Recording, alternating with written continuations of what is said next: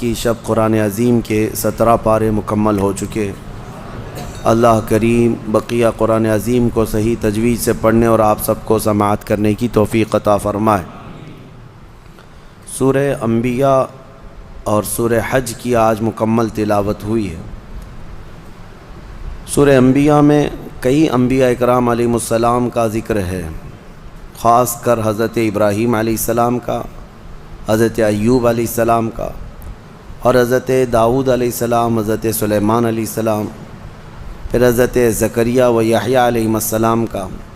ان تمام نبیوں کا ذکر ہے، اور اللہ کریم نے جب جب انبیاء اکرام علیہ السلام کا ذکر فرمایا، ارشاد فرمایا کہ یہ نشانی ہے اور دوسروں کے لیے ان کے واقعات عبرت ہیں، درس ہیں۔ انبیاء اکرام علیہ السلام میں حضرت ابراہیم علیہ السلام ابو الانبیاء کہلاتے ہیں، یعنی اکثر نبیوں کے وہ باپ ہیں۔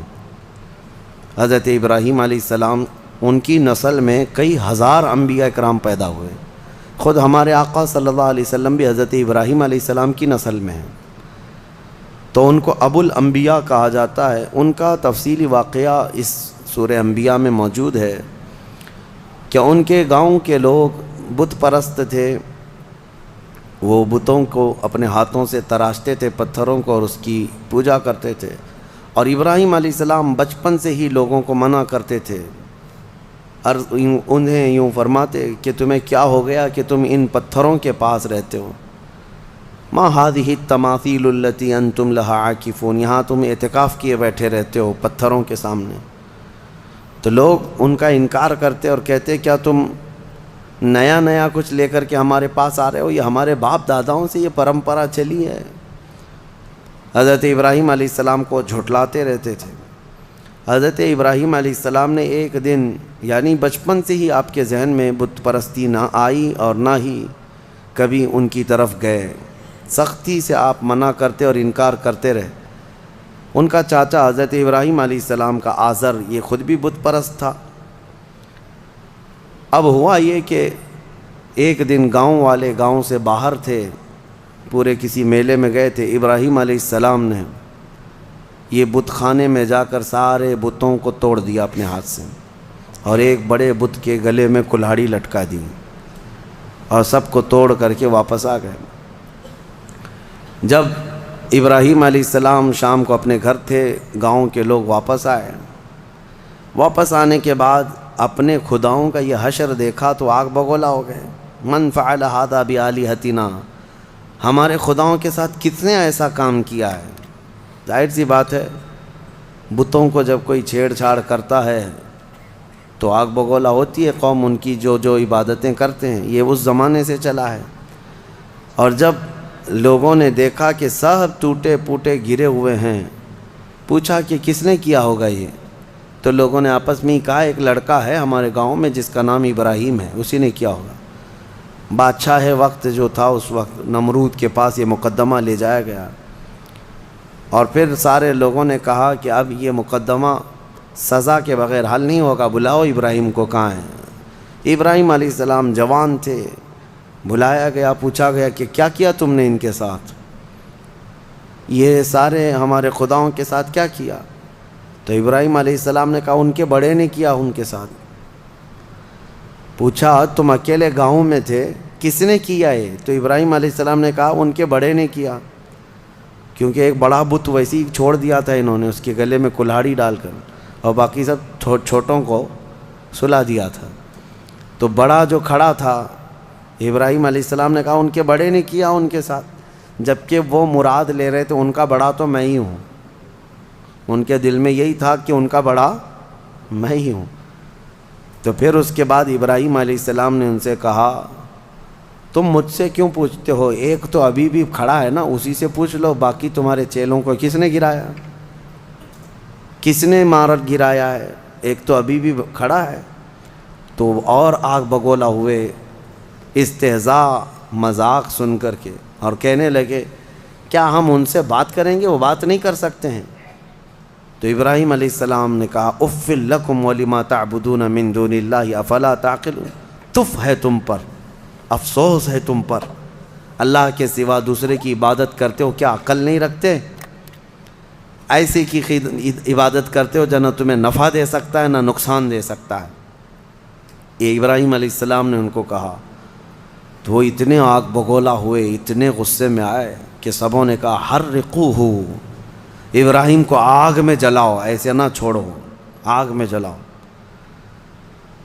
وانصروا آلہتکم ان کنتم فاعلین، پھر اپنے اپنے خداؤں کی مدد کرو۔ سارے لوگ اعلان کرنے لگے، دیکھو ہمارے خداؤں کے ساتھ اس نے ایسا کیا۔ حیرت کی بات ہے کہ خداؤں کو توڑ مارا ہے انہوں نے، اور ان کے بندے سزا دے رہے ہیں، اور خدا کچھ نہیں کر رہا ہے ان کا۔ جس کو مارا وہ کچھ نہیں کر رہا ہے، اور جو پوجا کرنے والے ہیں وہی سزا دینا چاہتے ہیں۔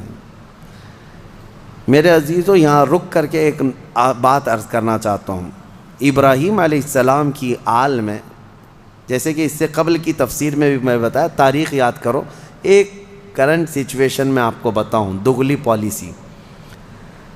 ابراہیم علیہ السلام کے ایک بیٹے اسحاق علیہ السلام ہیں، ان سے پوری بنی اسرائیل ہے، جو آج یہودی بھی ہیں یا اپنے آپ کو بنی اسرائیل کہتے ہیں۔ اور دوسرا پورا عرب، میرے آقا صلی اللہ علیہ وسلم اور پورا عرب، یہ بنی اسماعیل ہے۔ یہ کیا ہے؟ دو باتیں یاد رکھیں، کیونکہ ابھی ایک نیا شوشہ چھوڑا جا رہا ہے، ایک نئی بات آئی ہے، وہ میں آپ کے سامنے رکھ رہا ہوں، ایک بنی اسرائیل اور ایک بنی اسماعیل۔ ابھی جو ہے انہوں نے ایک نیا وہ شروع کیا ہے امریکہ میں، سعودیوں کو، اماراتیوں کو، بحرینیوں کو لبھانے کے لیے، کہ ہم لوگ جو ہے نا کزن ہیں، ہم لوگ جو ہیں کزنز ہیں، یعنی ابراہیم علیہ السلام کے بیٹے کی اولاد ایک اسحاق علیہ السلام کے اور یہ اسماعیل علیہ السلام کے، اور دونوں ریلیجین کو، یعنی اسلام کو اور جیوز جتنے ہیں اور عیسائی ہیں، یہ سب آپس میں یہ کہہ رہے ہیں کہ بھائی بھائیوں کا دین ہے، سب کا دین ایک ہی ہے اوپر جا کر کے۔ تو یہ شوشہ چھوڑ، اور یہ میں آپ کو ایسی بات نہیں کر رہا ہوں، اب اس پر بڑے بڑے سیمینار اور کانفرنسیں ہو رہی ہیں۔ سعودی بھی اس بات پر اب متفق ہونے جا رہے ہیں کہ ہم سب دین ابراہیمی پر جمع ہو جاتے ہیں، جتنے ابراہیم علیہ السلام کے دین پر تھے سب جمع ہو جائیں گے۔ اب اس میں یہودی بھی آ گئے، عیسائی بھی آ گئے، مسلمان بھی آ گئے۔ لیکن حقیقی بات یہ ہے کہ دین ابراہیمی پر اگر کوئی آج قائم ہے تو وہ صرف امت محمدیہ ہے، مصطفیٰ کریم صلی اللہ علیہ وسلم کی یہ امت مسلمان قائم ہے، کیونکہ ابراہیم علیہ السلام کے متعلق قرآن میں جگہ جگہ اللہ نے فرمایا کہ ان ابراہیم کان امتا قانتا للہ حنیفا، وہ دین حنیف کہتے ہیں، سیدھے دین پر قائم تھے، سیدھے راستے پر، شرک میں مبتلا نہیں تھے ابراہیم علیہ السلام۔ دو خداؤں کا ذکر، ابراہیم علیہ السلام کا جو دین تھا وہ یہی دین ہے جس پر آج ہم عمل پیرا ہیں۔ اب یہ جو کزنز کا مطلب آیا ہے، یہ اس بات کے لیے بھی آیا ہے کہ بیت المقدس کے لیے کیوں لڑ رہے ہو؟ یہودیوں کے ہاتھ میں ہے نا، عربوں کو چپ بٹھانے کے لیے، کہ تمہارے ہاتھ میں مکہ ہے، مدینہ ہے، تمہارے کزنز کے ہاتھ میں بیت المقدس ہے۔ تو چچا بھتیجے یعنی چچیرے بھائیوں کے درمیان اگر کوئی چیز رہ جائے تو کیا فرق پڑتا ہے؟ انہوں نے اس طرح سے اس کو ڈائیورٹ کر دیا ہے، چچیرے بھائیوں کی لڑائیاں ہیں۔ خیر، یہ ایک مسئلہ اپنی جگہ پر۔ اب میں آتا ہوں ہمارے یہاں کے اندھ بھکتوں کے لیے، جو یہودیوں کی چاٹتے ہیں اور ان کو اپنا آقا و ماوا تسلیم کرتے ہیں، اسرائیل کے گلے سے گلے لگتے ہیں، ہمارے صاحب بھی جا کر کے گلے لگتے ہیں۔ آپ کو پتہ ہے اسرائیل کے پرائم منسٹر سے بڑی گہری دوستی ہے، لیکن ان کو پتہ نہیں اسرائیل کے سارے لوگ بتوں کو توڑتے ہیں، بتوں کی پوجا نہیں کرتے۔ وہ یہودی ہیں نا، تو یہ ان سے پوچھیں کہ تمہارے باپ داداؤں میں سے، یا خاص طور پر ابراہیم علیہ السلام نے تو بتوں کو توڑ مارا تھا، تو یہ وہاں پر نہیں سوال کریں گے، کیونکہ یہودی ہیں، پاور ان کے پاس ہے، تو گلے لگ جاؤ، گلے لگ جاؤ، جہاں جہاں پاور دکھے گا وہاں پر گلے لگ جاؤ، اور جہاں غریب ہیں وہاں گائے کا پیشاب یاد آئے گا، وہی پورے جنگ کا ذریعہ بن جاتا ہے۔ ہاں، بیسک وجہ یہاں پر بن جاتی ہے۔ بہرحال یہ دغلی پالیسی ہے۔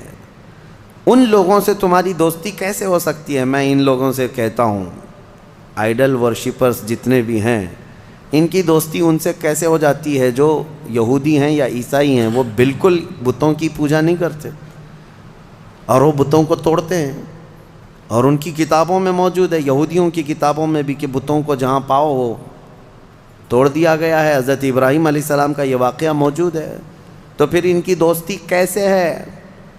مجھے حیرت ہوتی ہے، کسی نے ابھی پھر سے وہ پاکھنڈی گستاخ رسول کی بک سن کر کے مجھ سے کہا کہ وہ پھر کہہ رہا ہے کہ ان کو فتح کرنا ہے، ساری دنیا میں ان کا دھرم قائم کرنا ہے، صرف اور صرف جو ہے بابری مسجد پر کافی نہیں ہے، وہ کہہ رہا ہے مکیشور بھی حاصل کرنا ہے۔ مکیشور،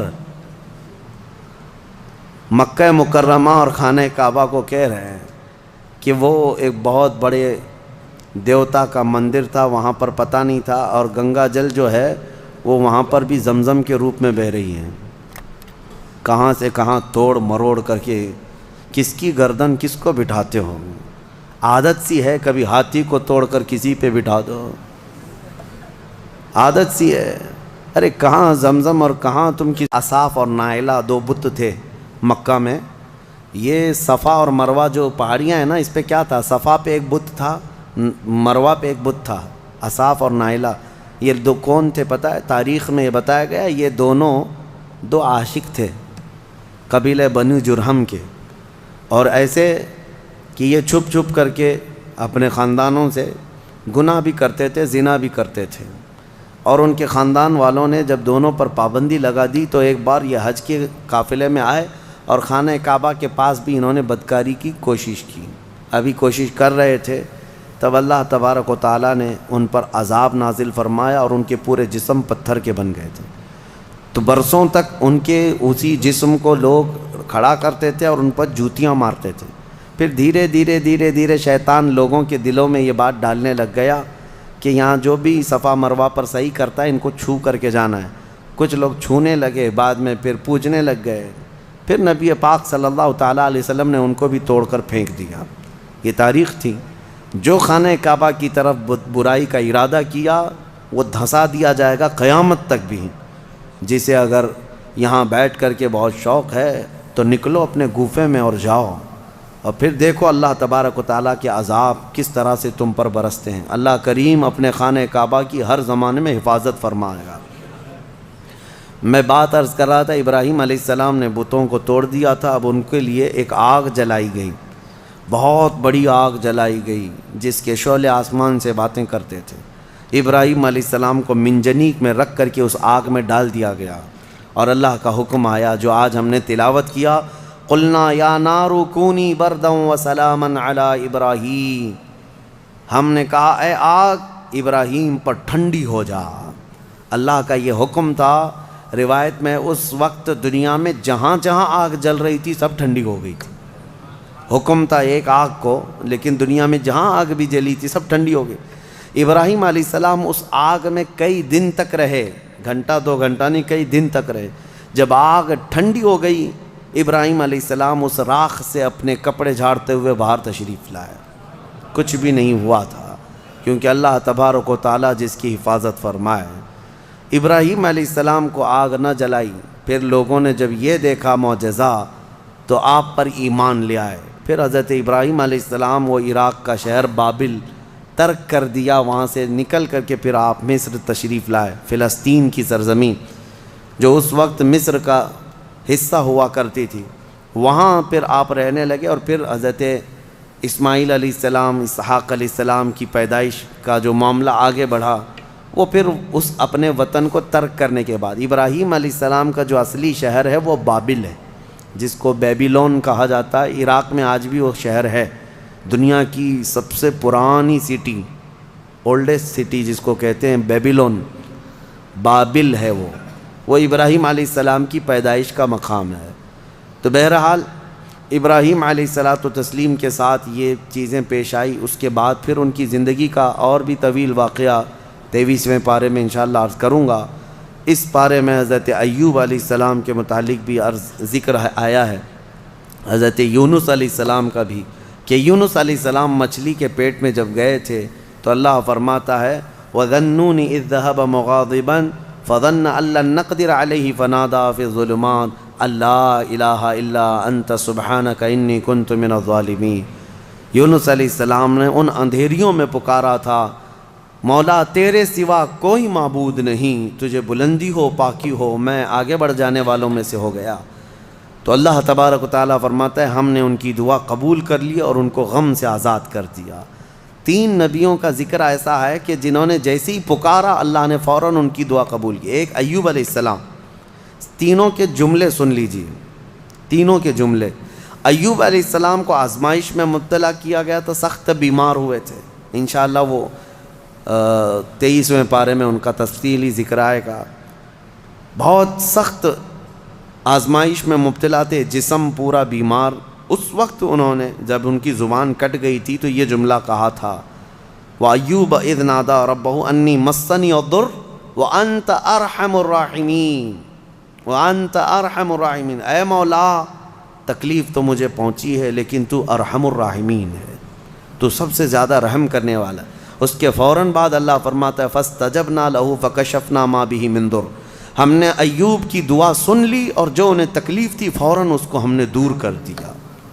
یہ ایوب علیہ السلام کی سن لی، ادھر یونس علیہ السلام کی سن لی۔ یونس علیہ السلام کا جملہ کیا تھا؟ لا الہ الا انت سبحانک انی کنت من الظالمین۔ اس کو اسم اعظم بھی کہا گیا ہے، بہت تیز دعائیں قبول ہوتی۔ تیسرے نبی کا ذکر ہے حضرت زکریا علیہ السلام، اولاد نہیں تھی، بڑھاپا آ گیا تھا، تب انہوں نے یہ کہا تھا ربی لا تذرنی فردن وانت خیر الوارثین۔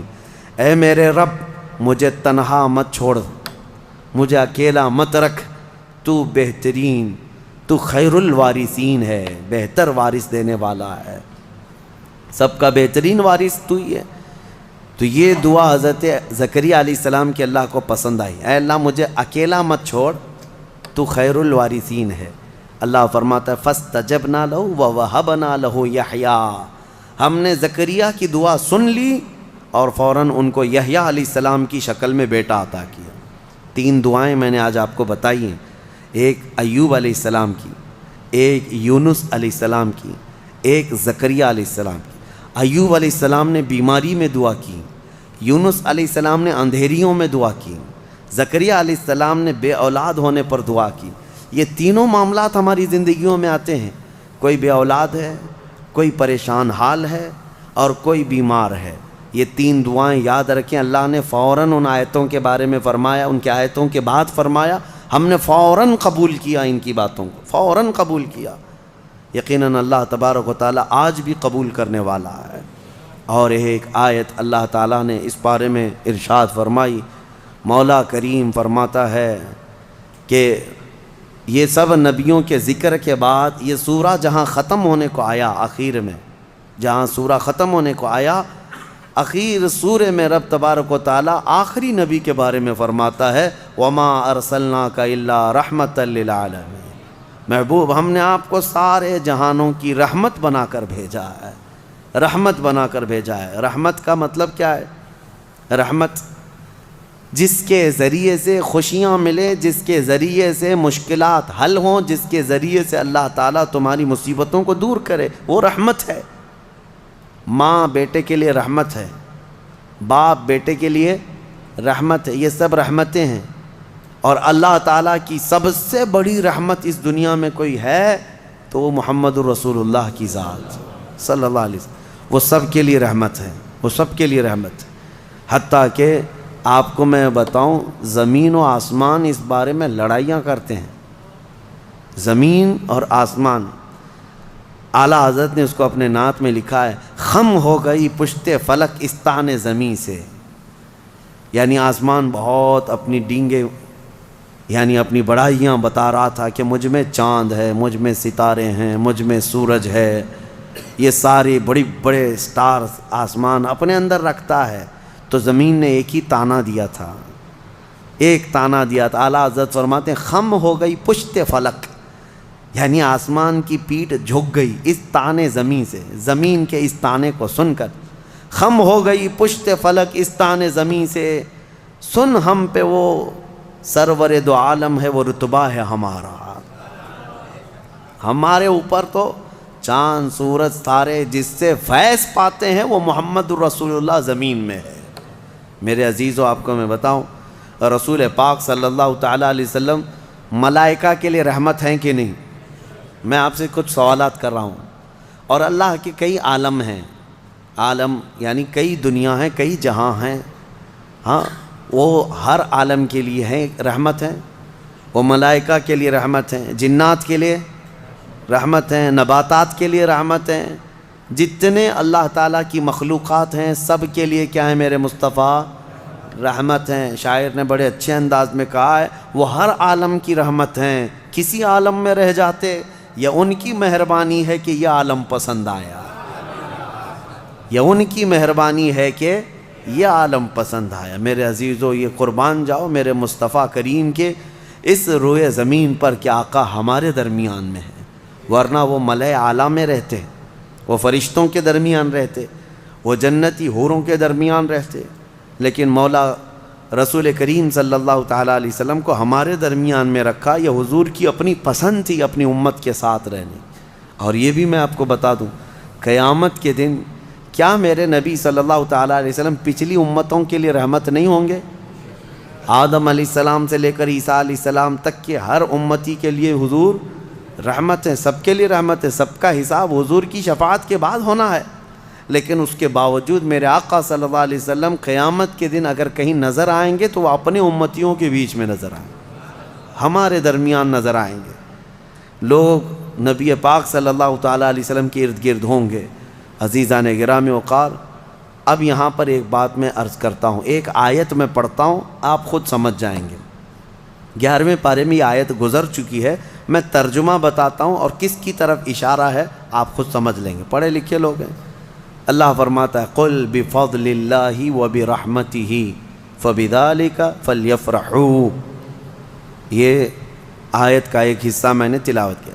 اے محبوب آپ فرما دیں، آیت کا ترجمہ میں کر رہا ہوں، آپ فرما دیں کہ جب اللہ کا فضل تمہیں ملے، لوگوں کو اللہ کا فضل ملے یا اللہ کی رحمت آئے تو خوب خوشیاں مناؤ۔ اللہ نے کیا فرمایا؟ جب اللہ کی رحمت تمہیں مل جائے تو خوب خوشیاں منائے۔ سنیو سمجھ گئے؟ قرآن کی آیت کہہ رہی ہے جب تمہارے پاس اللہ کی رحمت آ جائے تو، اب ہر ایک کو بات پتہ ہے اللہ کی سب سے بڑی رحمت اس روئے زمین پر 12 ربیع الاول کو آئی، تو اب جو ہماری خوشیاں منانے کا طریقہ ہے وہ قرآن کے مطابق ہے یا نہیں؟ قرآن کے مطابق اللہ نے فرمایا جب اللہ کی رحمت تمہارے پاس آئے تو خوشیاں منو۔ اچھا، اور دوسری بات، وسیلے کے متعلق کہتے ہیں کہ ان کے وسیلے سے دعا مانگنا جائز ہے کہ ناجائز ہے؟ بالکل، قرآن سے میں بتاتا ہوں، یہ بھی 11ویں پارے کی آیت ہے۔ اللہ فرماتا ہے فقالوا ربنا لا تجعلنا فتنة للقوم الظالمین۔ یہ پچھلی امتیوں کی دعا اللہ فرما رہا ہے پہلے کہ ان لوگوں نے کہا اے رب ہمارے، اے ہمارے رب، ہم کو ظالم قوم کے لیے آزمائش کا ذریعہ نہ بناؤ، ظالم قوم کے ہاتھ ہمیں مت چھوڑ دیں۔ ان کی دعائیں وَنَجِّنَا بِرَحْمَتِكَ مِنَ الْقَوْمِ الْكَافِرِينَ، یہ دعا تھی پہلے والوں کی، لیکن قیامت تک آنے والا یہ دعا کر سکتا ہے، قیامت تک آنے والا یہ دعا کرے گا۔ کیا؟ وَنَجِّنَا بِرَحْمَتِكَ مِنَ الْقَوْمِ الْكَافِرِينَ، اے ہمارے رب اپنے رحمت کے وسیلے سے، اپنی رحمت کے وسیلے سے ہم کو کافروں سے نجات دے دے، اپنی رحمت کے وسیلے۔ اور رحمت کون ہے؟ قرآن میں یہ لفظ آیا ہے وَنَجِّنَا بِرَحْمَتِكَ، تیری رحمت کے صدقے، تیری رحمت کے وسیلے سے ہمیں کافروں سے نجات دے دے۔ قرآن میں خود اللہ نے سکھایا اور خود فرماتا ہے وَمَا أَرْسَلْنَاكَ إِلَّا رحمۃ للعالمین، محبوب آپ تو پوری دنیا بلکہ سارے جہانوں کے لیے رحمت ہے۔ تو رحمت کا وسیلہ لے کر دعا کرنا قرآن کا حکم ہے۔ بہرحال نبی پاک صلی اللہ تعالیٰ علیہ وسلم رحمت للعالمین ہیں، جو نہ سمجھ سکے وہ اس کی خام خیالی ہے، بد نصیبی ہے، لیکن الحمدللہ میرے مصطفیٰ اس روئے زمین کے لیے بھی رحمت ہیں اور قیامت کے دن کے لیے بھی ہمارے لیے رحمت ہے۔ اللہ کریم میرے مصطفیٰ کی عاشقوں کی جماعت میں زندہ رکھے اور ان کے سچے عاشقوں میں ہی ہماری موت عطا فرمائے۔ سورہ حج کا بھی تذکرہ آیا ہے کل کی سورہ میں، جیسے سورہ کہف سورہ طٰہٰ اور سورہ کہف وغیرہ جو ہم نے تلاوت کی تھی، اس میں بہت ساری چیزیں، کئی لوگوں نے ہم سے سوال کیا ذوالقرنین کون تھے، کیونکہ یہ سوال یہودیوں نے حضور سے کیا تھا، اور پھر دیگر کچھ چیزیں۔ دیکھیں میں آپ کو ایک بات بتا دوں، یہاں مختصر سا وقت ہے، تھکے ہوئے لوگ ہیں، تراویح کافی 1.5 گھنٹے تک 2 گھنٹے تک پڑھتے ہیں، پھر میں آپ کو اتنی دیر تک پکاتا رہوں، یہ بھی مناسب نہیں ہے۔ میں یہ چاہتا ہوں کہ مختصر انداز میں آپ کو جو اہم پیغامات ہیں وہ مل جائیں۔ پوری تفسیر سننا ہے تو پھر تفسیر آپ کو پڑھنا بھی چاہیے، میں پوری تفسیر تھوڑی نہ بیان کر رہا ہوں۔ اور آپ کو پتہ ہوگا ہم تفسیر کر رہے تھے، تقریباً 7 سال میں نے تفسیر کیا، الحمدللہ 7 سال میں صرف ہمارے 5 پارے ہوئے تھے قرآن کی تفسیر کے۔ 5 پارے بھی میں نے پورے مکمل نہیں کیے، 5 پارے اخیر تک پہنچا تھا، جس کے لیے ہمیں 7 سال لگ گئے تھے، بلکہ اس سے زیادہ ہی لگ گئے تھے۔ تو آپ اندازہ کریں کیا میں یہ 30 دنوں کے اندر پورے قرآن کی تفسیر کر سکوں گا؟ بس پورے پارے کے اندر جو اہم پیغام ہوتا ہے، کوئی اہم واقعہ ہوتا ہے، وہ عبرت کے لیے آپ کے سامنے رکھ دیا جاتا ہے۔ اللہ تعالیٰ انہی پیغامات کے ذریعے سے ہمارے دلوں میں انقلاب پیدا فرمایا۔ کیا یہ بہتر ہوگا کہ قرآن کا اثر لے کر اس رمضان میں بندہ بدل جائے؟ انشاءاللہ اس کے لیے رحمت ہی رحمت ہے۔